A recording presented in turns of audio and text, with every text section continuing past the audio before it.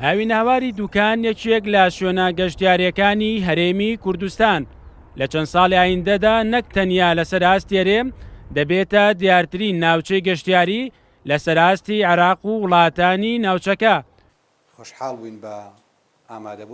دوکان لە دیدارێکی گەشتیاریدا بەرپرسانی باڵای هەرێم و لایەنە پەیوەندیدارەکانی پەیوەست بە پێشخستن و گەشەپێدانی کەرتی گەشتیاری کۆکردەوە. زۆر جار باسی ئەولەوێتی حکوومەتمان کردووە، باسی فراوانکردنی سەرچاوەی داهات و زیادکردنی هەلی کارمان کردووە.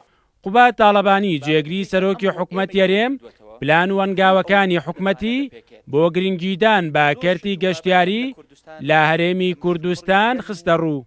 لەم کابینەیە بڕیارمانداوە کە بە گرنگی ئەزانین بە استراتیژی ئەزانین هەم بۆ زیادکردنی سەرچاوەی داهات بۆ کوردستان، هەم بۆ زیادکردنی هەلی کار بۆ گەنجەکانمان و بۆ دەرچووەکانی زانکۆکا و پەیمانگەکانمان و ئەو کەسانێک کە ئەمڕۆ بێکارن. کەرتی کشت و کاڵە، کەرتی پیشەسازیە، کەرتی گەشت و گوزارە.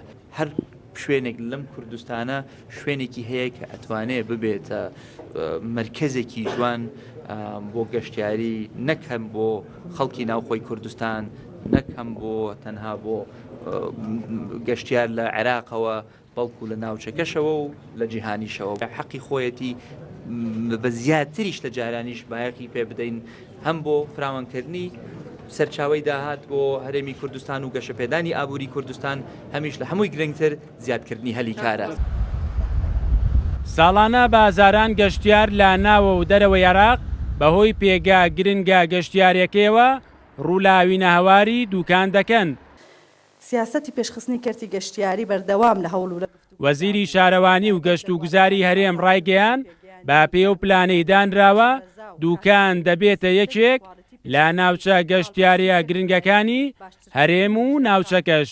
ئێمە گرێبەستێکی گەورەش دکراوە لەگەڵ کەرتی تایبەت لە دۆکان بە شێوازی PPP واتە کەرتی گشتی لەگەڵ کەرتی تایبەت پێکەوە پرۆژەیەکی زۆر گەورەی گەشتیاری لەم دەڤەرە دەکرێتن. ئەمە وا دەکەین ئەو پرۆژانە بکەونە کار و ئاست و بربەستەکانی بەردەمیان بتوانین چارەسەر بکرێت بۆ ئەوەی زیاتر گرنگیان پێ بدرێ. پرۆژەی دوکانی گەشتیاری پلانێکی هاوبەشی حکوومەت و کەرتی تایبەتە کاویناواری دوکان لە پرۆژەیەکی ناوخۆیەوە دەکاتە پرۆژەیەکی ناوچەیی و نێودەوڵەتی کاویش لەلایەن فاڕۆق گروپەوە جێبەجێ دەکرێت. ئەبێ بە جوانترین پرۆژە بۆ بەکەڵکترین پرۆژە بۆ خەڵکی ناوچەکە بۆ کوردستان و هاتنی خەڵک لە عێراقەوە و ئێمە بە جوانی و بە فراوانی ئەم پرۆژەیە کە دەستمان داوەتێ لەو باوەڕاین خەڵک لە دەرەوەی عێراقیش بێ بۆ ئێرە بۆ ئەبێ بە پێشکەوتنێکی نوێی ئابووری و کۆمەڵایەتی بۆ کوردستان. هاوینەواری دوکان لە ئێستادا خاوەنی چوار و تێل و 33 کابینە و 1000 کەپرە و شوێنی حەوانەوەی زیاتر لە 7000 گەشتیاری هەیە.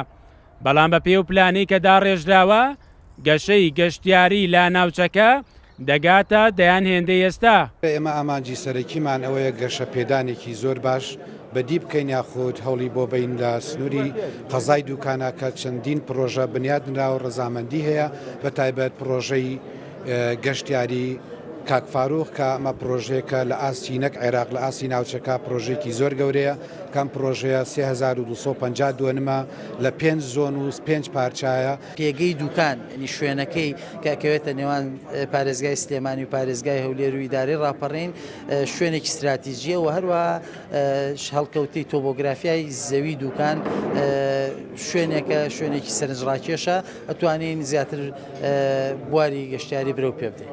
لە کۆبوونەوە گەشتیارەکەی دوکاندا بە ئامانجی چارەسەرکردنیان کۆیە و گرفت و ئاستەنگانەش خرانە ڕوو کابوونەتە بربەست لە بەردەم کەرتی گەشتیاری ناوچەکە. لە دوکان بوونی دەریاچە و ڕوبەرێکی زۆری سەوزایی و ژینگەیەکی لەبار هۆکارێکی گرنگە بۆ پێشخستنی کەرتی گەشتیاری ناوچەکە. لە پاڵەوەشدا جێبەجێکردنی پرۆژەیەکی گەورەی گەشتیاری لایندەدا سەرنجی دەیان و هەزاران گەشتیار بۆ خۆی ڕادەکێشێت.